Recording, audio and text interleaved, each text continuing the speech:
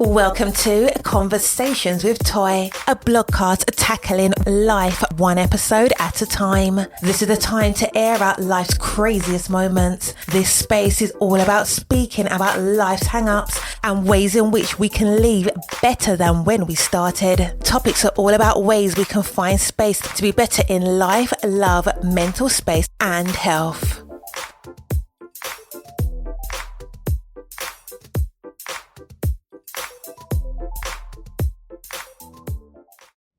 Happy Friday.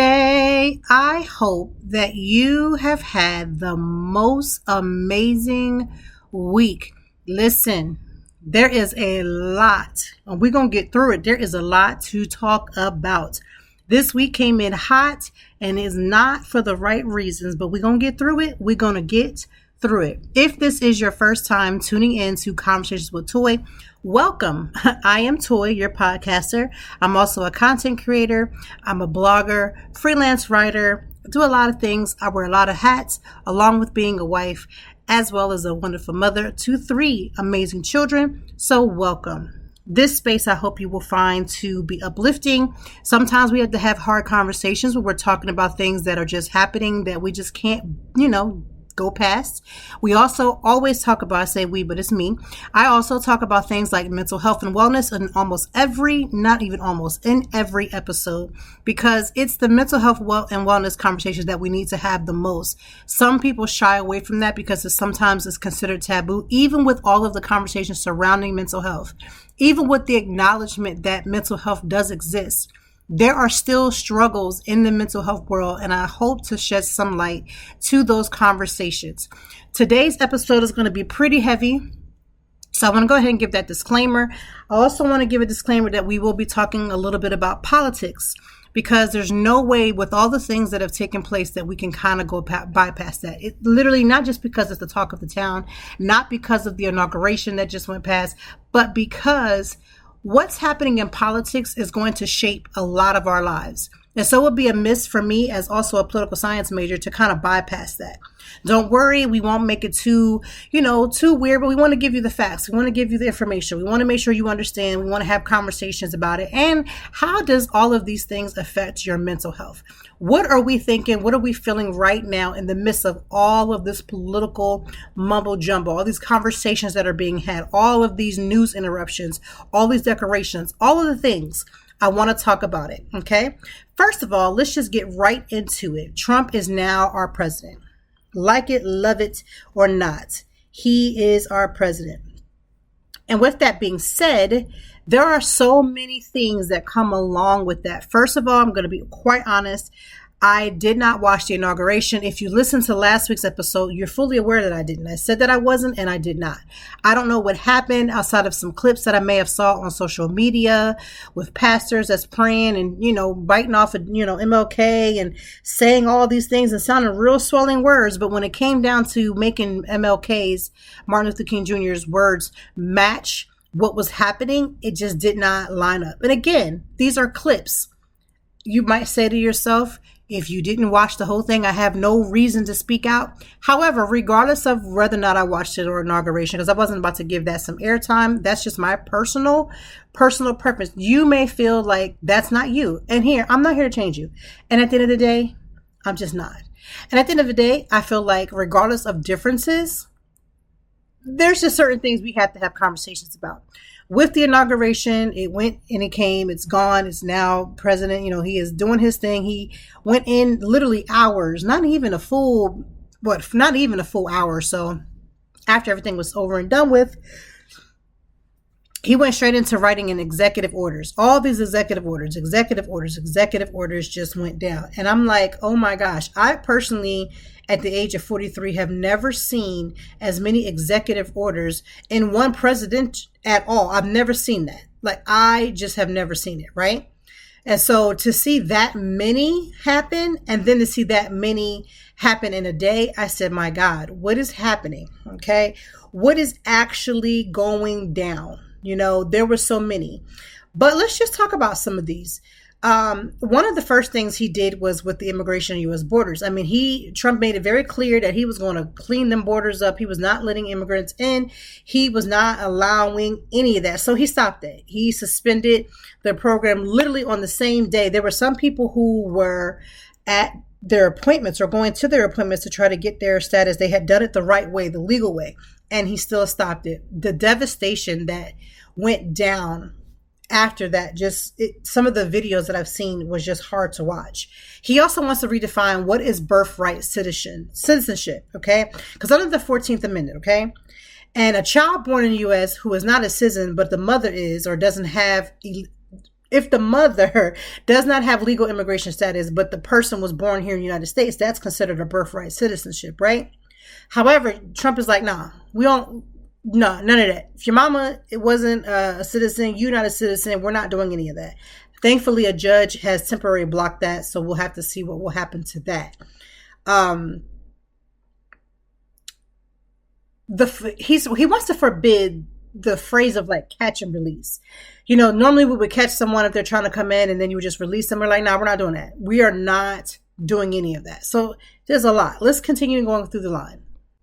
He also wants to end the concept of parole programs. This allows certain family members of certain citizens and permanent resident immigrants from like Cuba, Haiti, Venezuela to come into the U.S. while their visa applications are still pending. So he's like, nah, we're not doing that. He also is sending ICE to go in and gather up all the people he believes are immigrants that are here. They're in here unlawfully, and he is bypassing the protection of churches and schools. So that's what he's working on. That's what he did. Those are the executive orders. There are so many more. So let's go through a few more.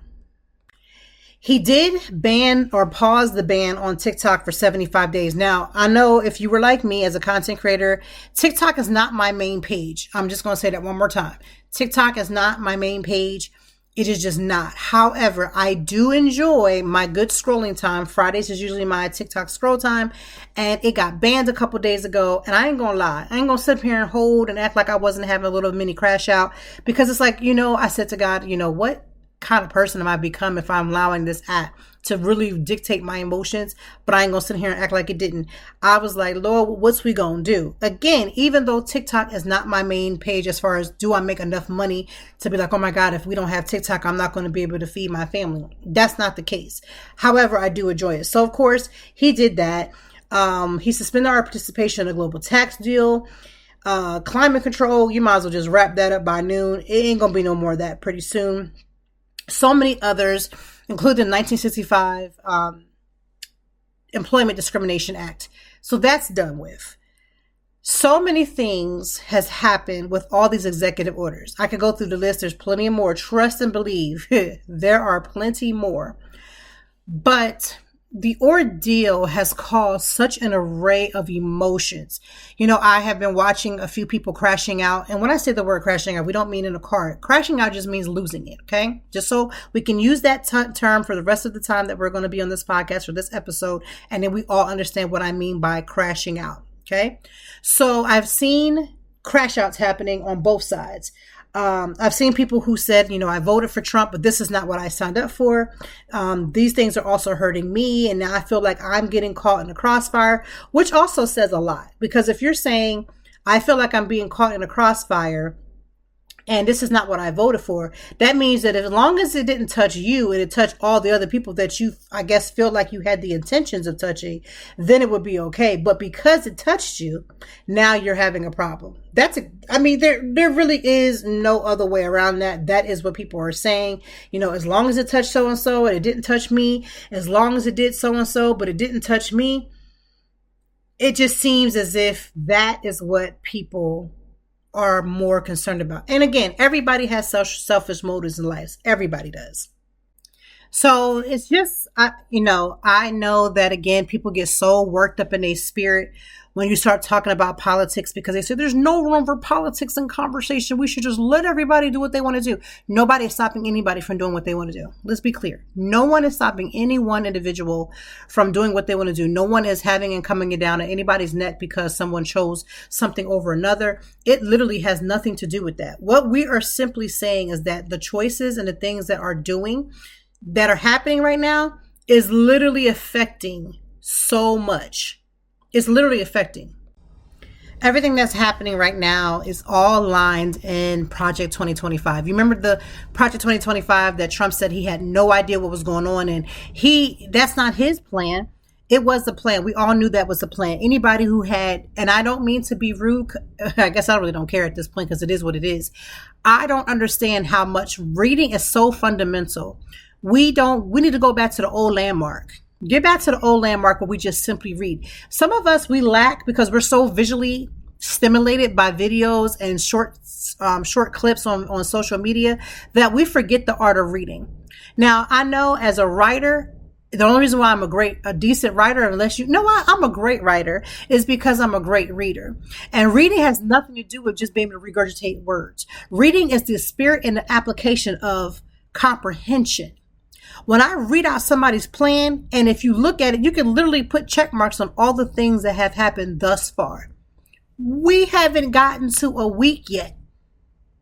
We have not gotten to a week, and all hell has broken loose in almost all different areas. DEI is gone. And I'm just going to break this down because I know a lot of people say DEI is for black and brown people, but I'm going to just break this down for you. DEI literally goes for anybody that is not a white male. Hear me clearly. DEI protects anyone who is not a white male, because you can talk about women being part of DEI initiatives, black and brown, of course, because that's all everybody wants to, they want to put everything on a stamp on is black and brown. We're talking about people who have disabilities, all kinds of different pregnant people. All of these things have all benefited for people who are in a DEI initiative. We have only labeled it black and brown, black and brown, black and brown, but it's not just black and brown. And I want y'all to do your research. Again, could it be that I'm a political science major by trade in college, that I learned all these things, that I studied all these things, that I got tested on these things, that I know how to apply all these things, but basic comprehension if you would just read. Now, you could take that how you want to, get offended, get in your spirit and your shanana and say, I can't believe she said that. I'm going to say it again. I'm going to tell you like my mama used to say, I'll add more to it before I let you play me about it, okay? The end of the day, DEI is not about black and brown, okay? So now we have the inauguration. We have him in the office. He gonna do what he want to do because that's what he gonna do. He's showing you better than he can tell you, like my mama would say. She would always say, I'll show you better than I can tell you. That's what Trump is doing. Everything he said, he's just marking it down. And he's going to do as much as he can with as much power that he can with that. He wants to show you. He's not playing what he calls games. He's not playing games. He's going to do whatever he can do to get America back to being great again. Being great again means being white again. Whatever's going to benefit white male who also are wealthy and rich white male. Literally tech companies, we got Elon Musk leading the charge, doing Nazi signs and saying, that's not a Nazi salute. I'm sorry. If it looks like a duck and it quacks like a duck and it eats like a duck and it tells you I'm a duck, it's a duck. Now, y'all can tell yourselves that it's some special salute, that's from his whatever. But if you do your research, a lot of the things he grew up around was like, I believe in South Africa, one of the parts of Africa. Don't quote me because I need to write that particular part down. But what that part that he's from, or he had a lot of access to as a teenager, that mess comes from him seeing all that stuff. That ain't nothing but a bunch of foolishness happening right now. But what I saw him do was definitely a Nazi salute.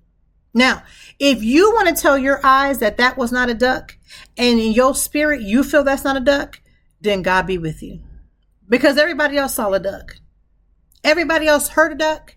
We saw a duck. We saw it eat like a duck. It told us it was a duck. It's a duck. Take that with a grain of salt, but that is just what it is. Now, in the midst of all this turmoil, we got to call Nelly. Gotta call Snoop Dogg. We gotta call Rick Ross. We gotta call Soulja Boy, who I don't want to say I don't care about. Because if I put Soulja Boy in there, I gotta put Rick Ross. Rick Ross, Soulja Boy, I'm like, Rick Ross is somebody who stole somebody's identity and then made a whole lifestyle around it. Like, can we really fault a man who could steal somebody's identity and then all of a sudden he's a boss? Boss of what? Boss of stealing? Boss of fraud? Because that's about what it's giving. Rick Ross really, it's not, I don't know. Maybe it's just me, and I guess I can pick and choose just like everybody else. We pick and choose what's best and what we want to go with. So I'm going to say Rick Ross is not high on my list. But Snoop Dogg and Nelly. The conversations that Nelly gave as to why he decided to perform at the inauguration. He performed at the inauguration, and I believe Snoop Dogg performed at the Crypto Ball, which was before the inauguration or during the inauguration weekend. These excuses of like, Nelly was like, Trump is not a racist. He's not a supremacist. He's not a part of supremacy. He's not this and that. And I'm like, Nelly, shutting up is free. I know. I hate to be that person because I don't like to say that about people, but truth is truth. Shutting up is free. His excuse is ridiculous. He even in his song, we were all like, people have been playing clips of it. I think it's Country Grammar. And he's like, let me in now. Let me in now. Bill Gates, Donald Trump, let me in now. He in now. He in there now. He got his wish. He finally got in. He has been trying to get in because, of course, those people at the time when that song came out represented, money, represented all the things. But that doesn't make Trump any less of a racist. That doesn't make Trump any less of a supremacist. Like, it doesn't stop all those things. And to put injury to insult, I know if I was Ashanti, I'd be hot as fire. Now, unless she's undercover and truly believes like her husband, who am I? She could very well, and we just don't know it. I want to serve notice to everybody that's listening to this podcast. I want you to loose yourself of these people because you're going to see far more people get in line than you'll see people who are going to make a stand. Some of these people that y'all call or we call our idols, people that we look up to, people we were like, I would never believe. I think at this point, we need to get to the point of believing. Maya Angelou said, when people show you who they are, believe them. I want y'all to go ahead and believe them. I want y'all to put our good aunt sis of Maya Angelou with her words to fruition because that's where we are right now. I need you to go ahead and put your hands up and receive it. These are the things that are happening. So now everybody's like, we're boycotting Snoop. We're boycotting Nelly. But it's interesting when Chrisette Michele did it a couple years ago. They drug her for filth. She done lost a baby behind this, all the stress. Lost endorsements, lost money, her marriage failed. She had a lot of stuff happening because of this one performance she did for Trump. And in her mind, she was putting everybody together. I don't see y'all dragging not one Nelly. I mean, y'all are making conversations just like we're having conversations, but y'all not really, really giving it to her. Chrisette Michele couldn't even put her baby toe out on the social media without somebody dragging her. Nobody. Like, I just wanted to hit them in their pockets. Nelly just came out with an apple bottom jeans line. Y'all gonna buy it? Because I'm not buying it.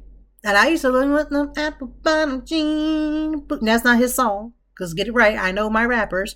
That may not necessarily be his song. But he now has the apple bottoms. And he wants everybody to purchase them. Are y'all going to purchase them? I'm not. My money, I ain't got it. Not for that. Okay, so we just have to make these definitive answers about what it is that we're going to support, how we're going to show our disdain and support. And again, not to be or allow ourselves to get into the position where we don't recognize and realize the severity of the things that are going around. The next 4 years is going to be tough. We haven't even gotten to the first week and we're already like, Lord Jesus, help us out. Help me out, Jesus. What we going to do?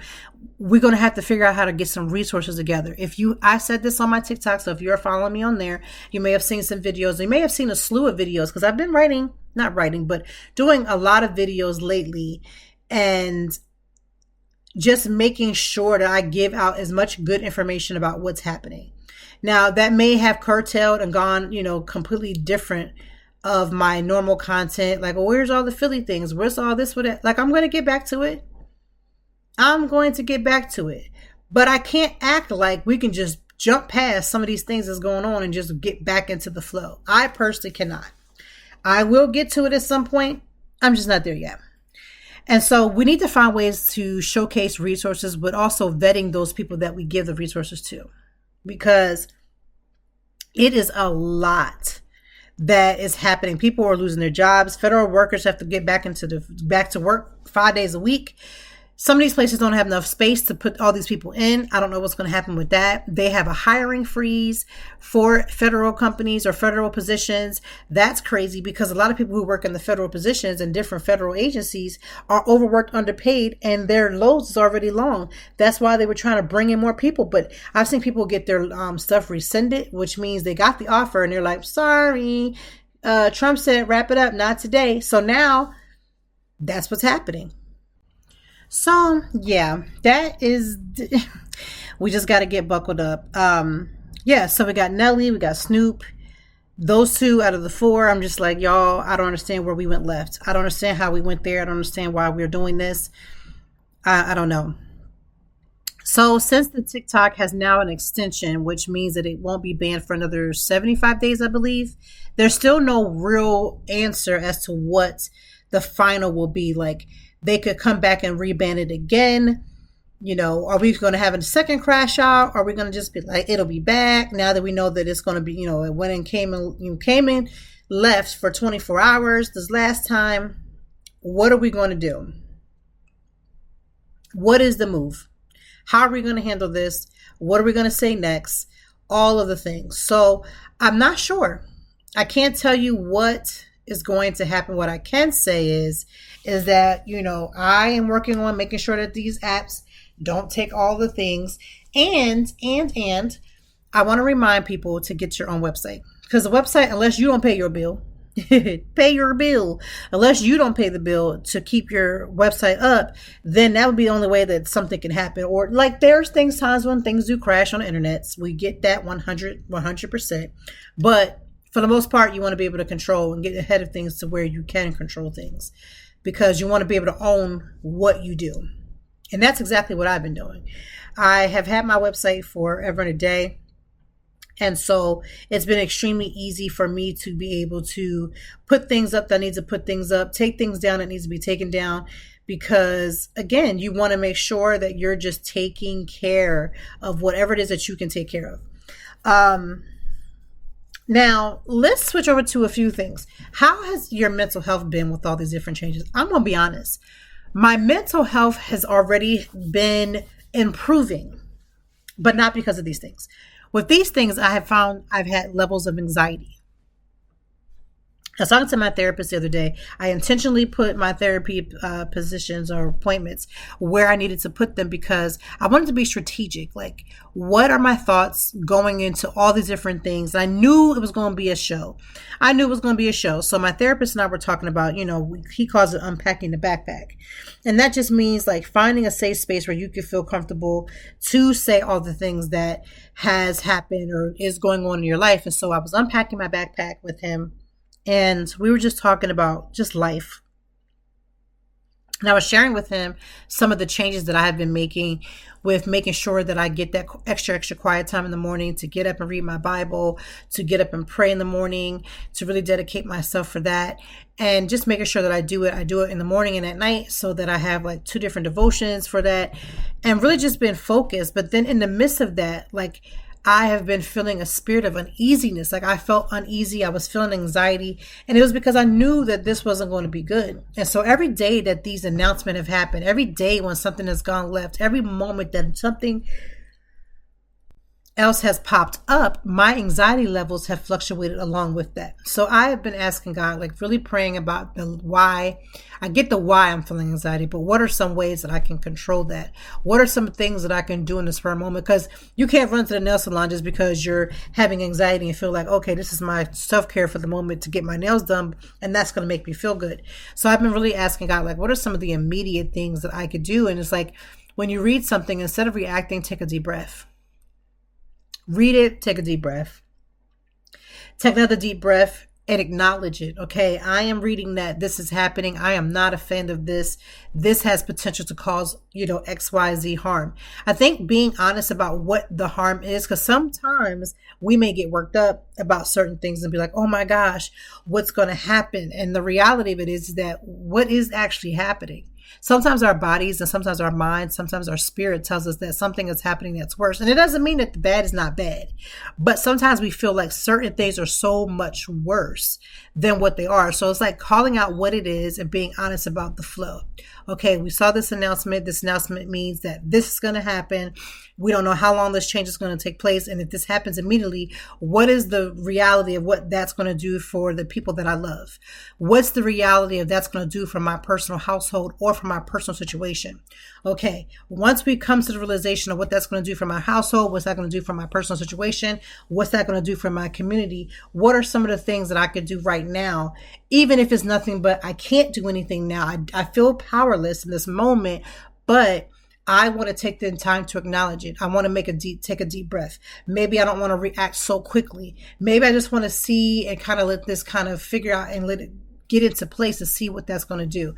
Maybe instead of going like, for instance, the other day, I was feeling so anxious and I was like, oh my gosh, I got to make sure all of our birth certificates in one place. We got to make sure we put my will in the same place. Now, normally I would have already done these things, but what I've noticed is there was an original folder that I had when I had my oldest daughter, right? And in that folder, it had her birth certificate and like all her hospital things.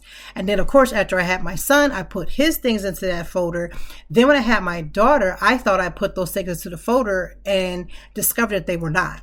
So that drove me a little bit crazy because a few months ago, before Trump had come into office, I was telling my husband, like, we need to get all these documents. Let's put them in the same place because I have some things on my side. He has some things in our safe. And it's like, if I have stuff on my side, but we have certain things in the safe, then he has another spot that he puts some more emergency papers or papers that we need, important papers. That's 3 different spots that we're not having documents at. Let's try to find a way to put this together. But in the midst of me looking for this a few months ago, I could not find my youngest daughter's birth certificate.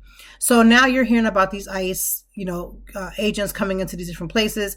And reality of this is that even I feel like even being a Black person, I'm like, what if they think that we're Haitian or something and they want to round us up too? And we need to make sure the kids have their birth certificate in their book bags. And we need to make sure we keep our passports on us at all times. And we need to do this and do that. And the fear came on me immediate fear. This was literally the other day. And so I'm going in my mouth. I was like, oh my gosh, remember we couldn't find her birth certificate and we got to order one. I forgot to order one. And now if I order one, it may not come in. I think it was going to come in like really like the second week in February.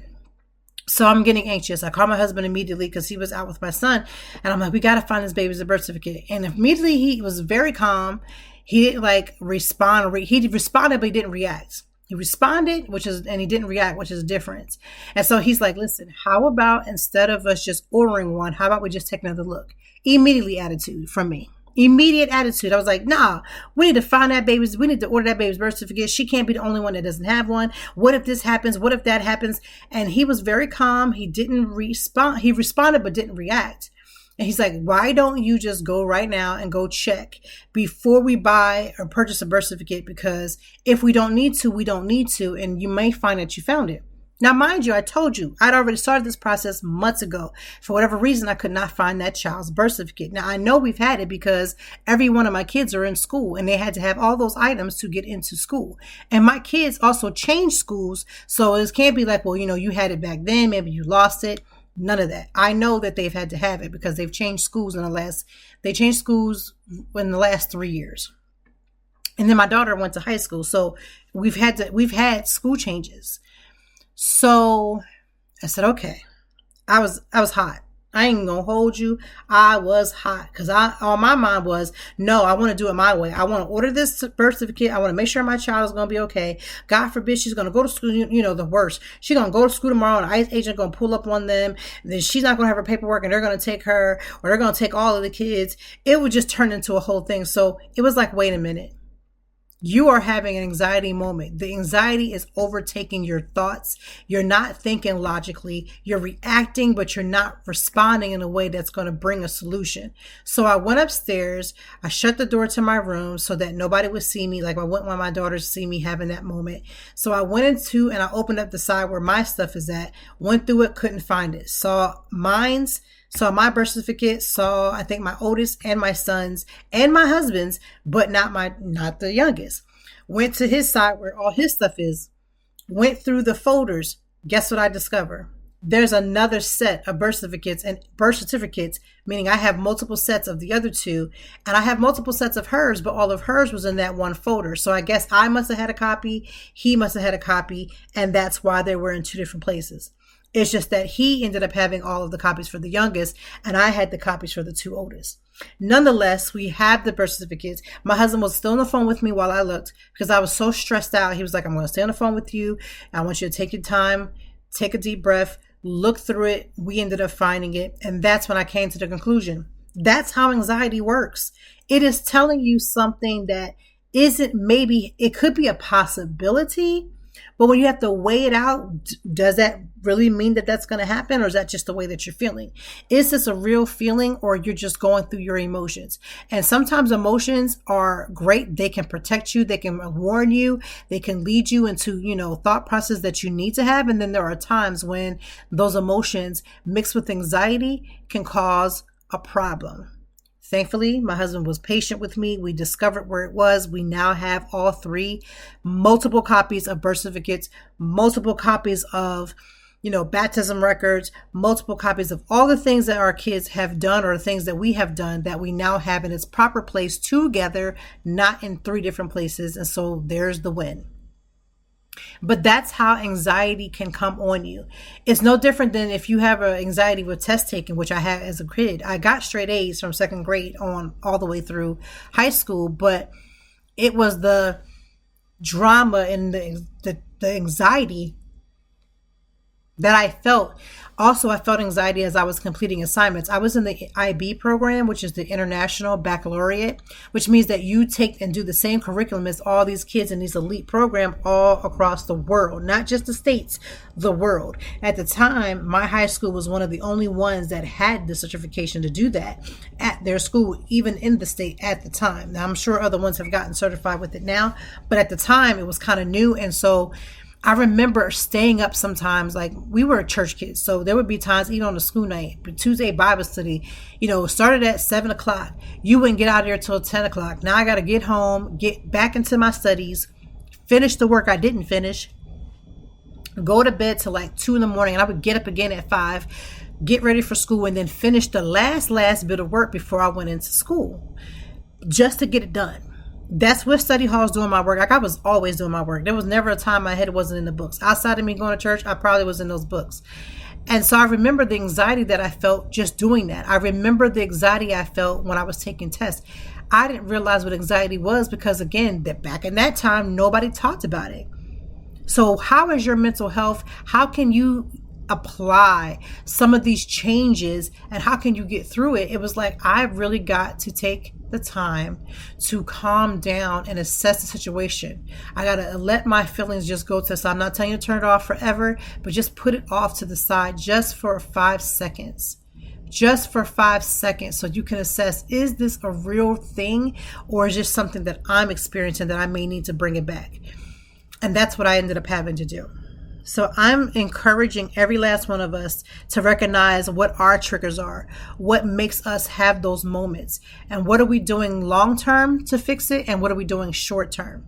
One of my friends was saying that she was going through. Now, first thing I asked her is like, what are you doing to take care of yourself? Because she had lost a family member. What are you doing to take care of yourself? First thing she said was, I'm fine. I'm quite sure she's not. Even a year later, she's not. I'm 100% sure she's not. But her response was, I'm fine. Now, eventually, I believe in my heart of hearts that she will be fine. But I don't think that she's there yet. So then we started talking about therapy, and she thankfully is doing some of that, getting some therapy and handling all those things. But the question was, what are you doing short term? Short term is working on my breathing, taking a step back, writing down my feelings, maybe journaling them out, writing the pros, the cons, and where we meet in the middle. Those are short-term things that you can do. Those are immediate things that you can do to try to get past the initial hit of what the symptoms of anxiety is bringing to you.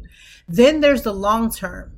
You can't be reactive all the time. So how can we practice being less reactive? That's a long-term situation that you can do to help with your anxiety.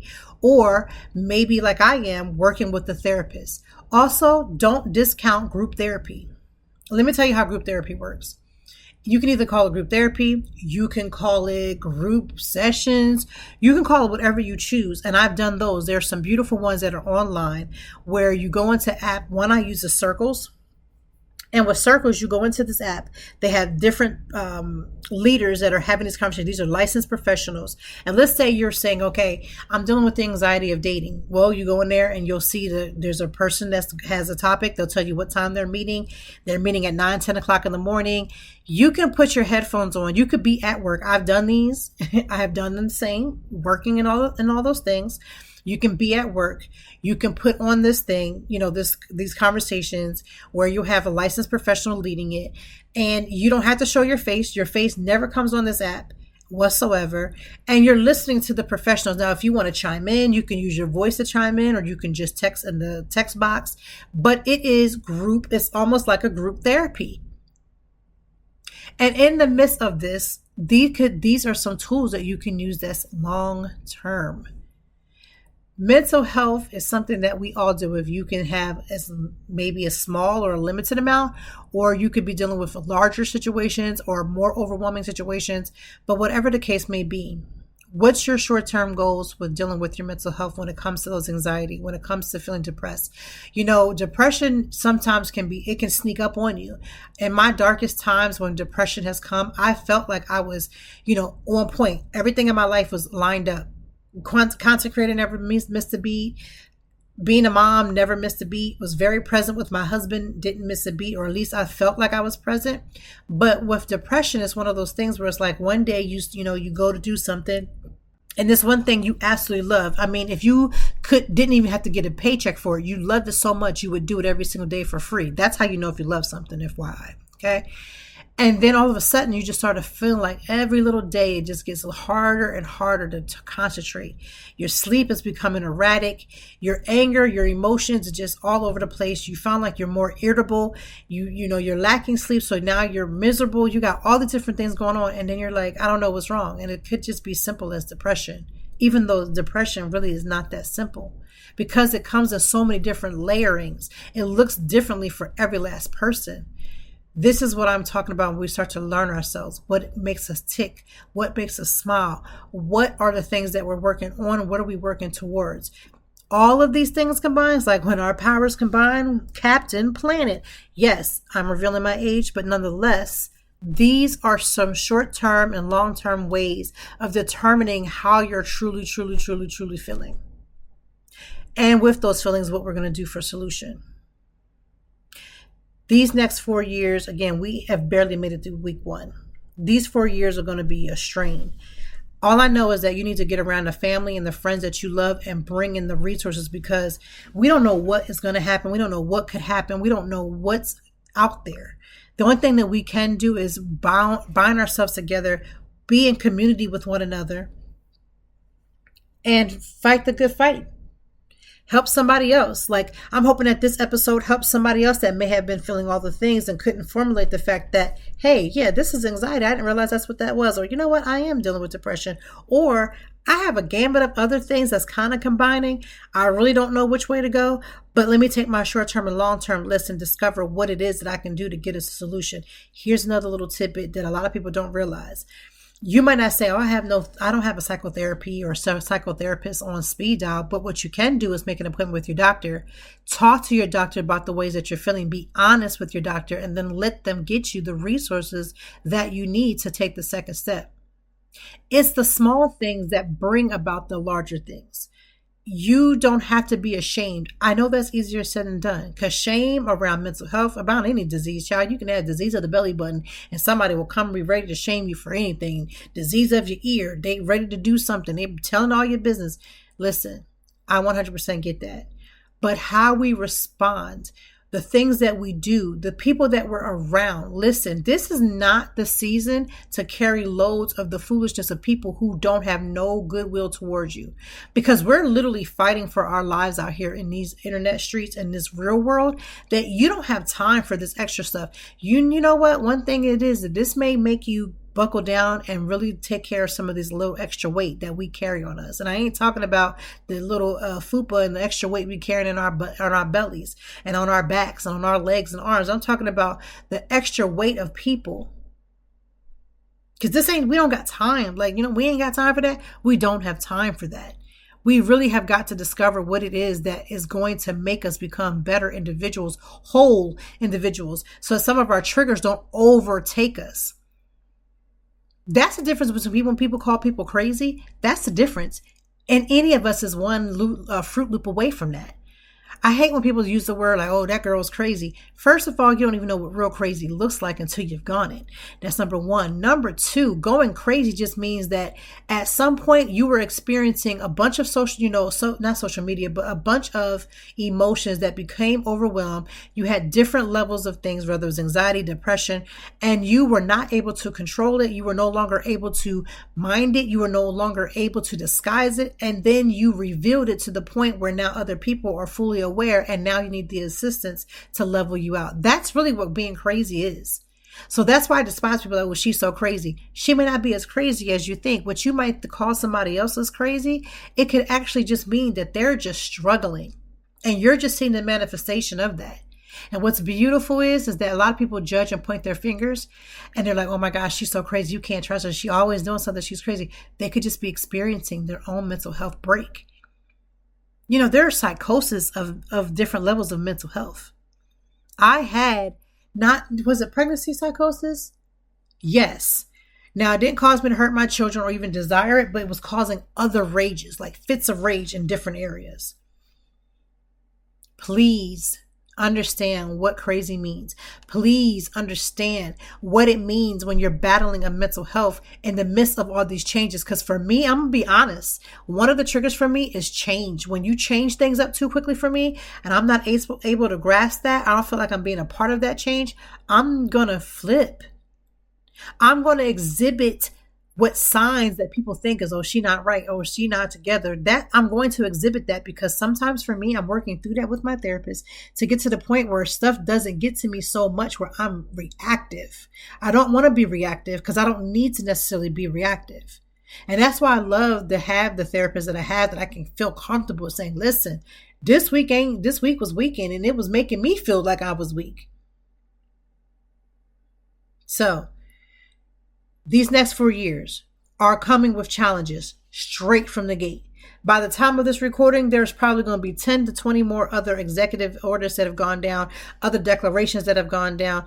And no matter how many comes or how many goes and how many judges block some and how many judges don't block another, what we can't do is spend our time arguing, fussing, and fighting. I'm not arguing with nobody. I'm going to make a statement. You're going to make a statement, and we just going to see who's going to be the realness after everything is said and done. I'm not arguing with people no more. I used to be a professional arguer. I could argue you down, and there ain't going to be nobody beating me out in no argument. I'd rather be loud and wrong before I let you beat me in no argument. I'm going to articulate it, get through that argument if I'm wrong, but I ain't going to let you beat me on that argument. But in the same token, we really got to figure this out. We really got to take care of ourselves. We really can't just be forcing ourselves to kind of just going along and not being honest and real about, hey, these emotions are a little overwhelming. I don't think I had the skills today to do that.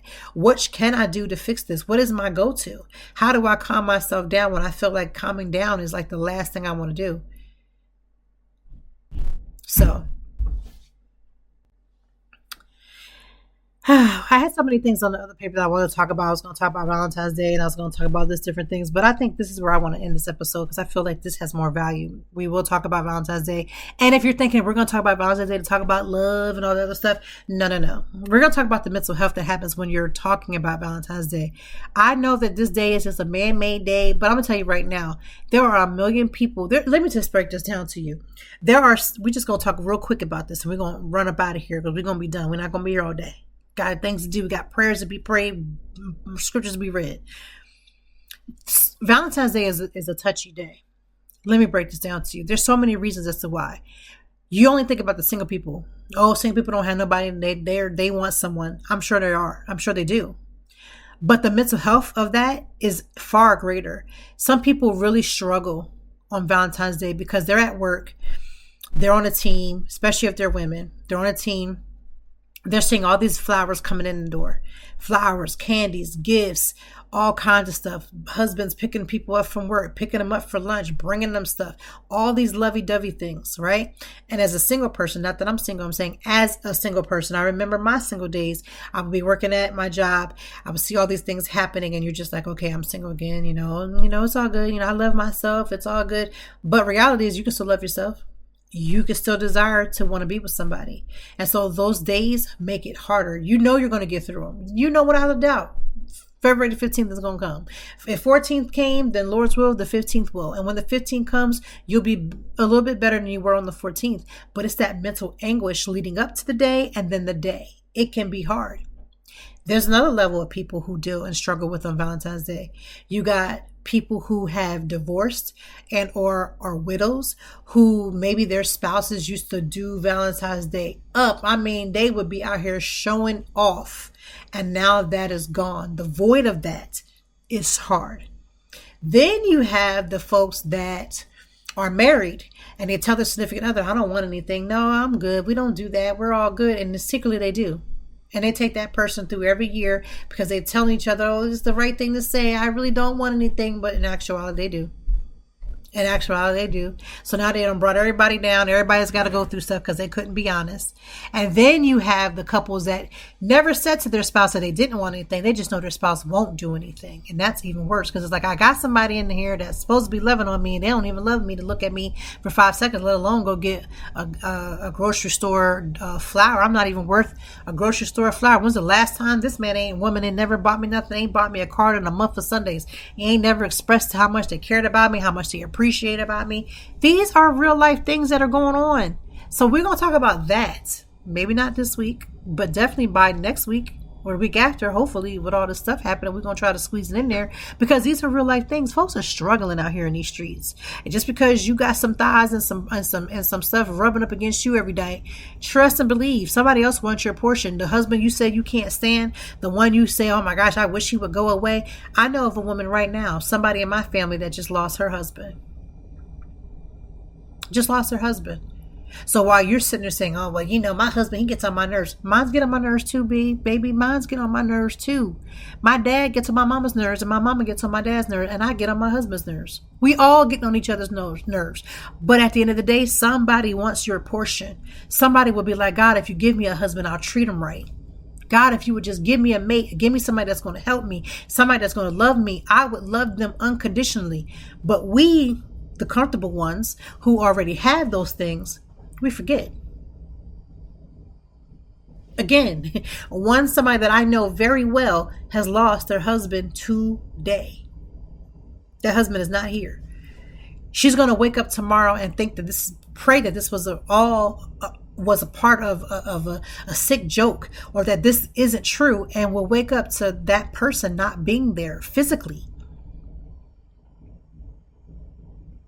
But we're going to talk about that again, I guess next week or the week after. I want you to have the most amazing week. Listen, these executive orders is coming in hot. They're coming in hot, real hot like hell. They're going to do some real damage to a lot of families. They're going to break up some homes. They're going to cause a lot of things to go left. And there's going to be some people caught in the crossfire that never signed up for none of that. But I really want you to find something joyful for you to do this weekend. One activity. I'm not asking you to fill your whole weekend up, although I wish you could. I wish you would. Fill your whole weekend up with all the good things. But if you can't, find one thing that you love, that you will be joyful of, that will put one baby smile on your face. You are worthy of that. You are worthy of that. You're worthy of much more. FYI, you just don't know it. But you're definitely worthy of doing one activity that makes you smile. Please do that this weekend. Please do that this weekend. Today is National Compliment Day. And what better compliment than for me to tell you that you are well deserving of the life you seek and the work you're willing to put in. Don't just give other people compliments, because I love when I see women giving each other compliments. I love when I see men saying, you're doing a good job, I believe in you. I love seeing that. Give someone else a compliment, but don't forget to look in the mirror and compliment yourself. You are that girl. You're that dude. You've been putting in work. You've been sitting on the sidelines for years. You are worthy. Today is National Compliment Day. Pay yourself a compliment and then pay someone else a compliment too. Thank you for listening to Conversations with Toy. This is episode number 2 of season 12, and I will see you next week. Thank you as always for joining me, and I know that even in the deepest or joyful conversations that there's something we can learn and apply. Until next time, I hope that you are doing better. If not, we will be back to talk some more and handle it. Peace to you and yours. Stay grounded.